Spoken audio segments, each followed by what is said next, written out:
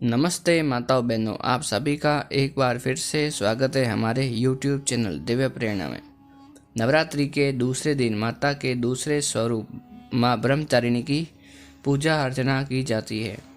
ब्रह्म का अर्थ है तपस्या और चारिणी का अर्थ है आचरण करने वाली। इसके अनुसार ब्रह्मचारिणी का अर्थ हुआ तप का आचरण करने वाली। माता ब्रह्मचारिणी ने भगवान शंकर को पति के रूप में प्राप्त करने के लिए घोर तपस्या करी थी। इस तपस्या के कारण माता को तपस्याचारिणी, ब्रह्मचारिणी आदि नामों से जाना गया। इनका स्वरूप अत्यंत तेजमय और भव्य है। श्वेत वस्त्र पहने, दाहिने हाथ में जप की माला लिए तथा बाएं हाथ में कमंडल धारण करे हुए इनकी पूजा करने से साधक का मन स्वादिष्ट तथा चक्र में स्थिर होता है।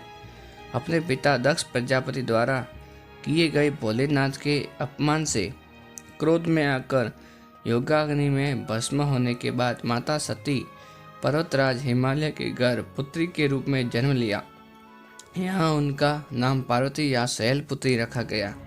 जब पार्वती बड़ी हुई, ब्रह्मा जी के मानस पुत्र देव श्री नारद ने उन्हें दर्शन दिए। उन्होंने पार्वती जी को बताया कि यदि वो तपस्या की राह पर चली तो वो भोलेनाथ को अपने पति के रूप में प्राप्त कर सकती है। नारद मुनि के उपदेशानुसार भोलेनाथ को पति के रूप में प्राप्त करने के लिए पार्वती जी घोर तपस्या करी। उन्होंने 1000 सालों तक केवल फल और फूल खाकर तपस्या करी। फिर 100 सालों तक केवल साग खाया। कठोर तप करते हुए माता ने खुले आकाश के नीचे बारिश, धूप और ठंड के भयानक कष्ट सहते हुए इतनी कठोर तपस्या करने के बाद भी 3000 सालों तक धरती पर गिरे हुए बेल पत्रों को खाकर भोलेनाथ की पूजा अर्चना करी। फिर कुछ समय बाद उन्होंने वह बेल पत्र खाना भी बंद कर दिया। उसके बाद हजारों सालों तक बिना कुछ खाए पिए किया।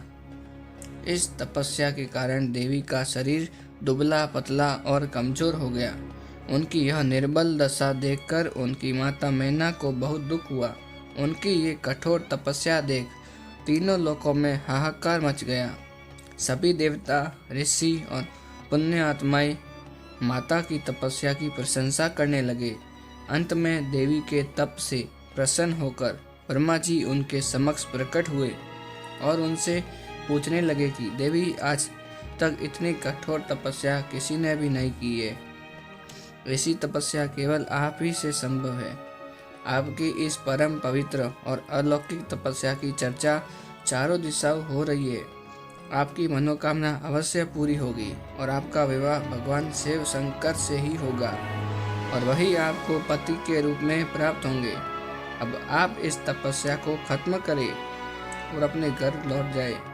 आपके पिता आपको लेने आ रहे हैं। इसके बाद माता ने अपनी तपस्या खत्म करी और अपने पिता के साथ अपने घर लौट गई।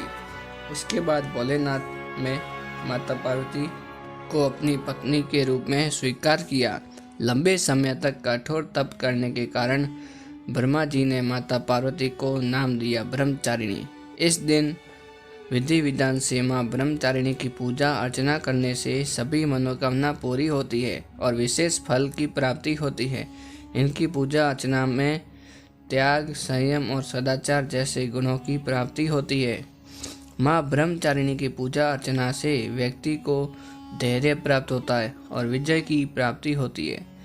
तो माताओं बहनों, कहानी और कथा अच्छी लगी तो वीडियो को लाइक करना एंड चैनल को शेयर करना।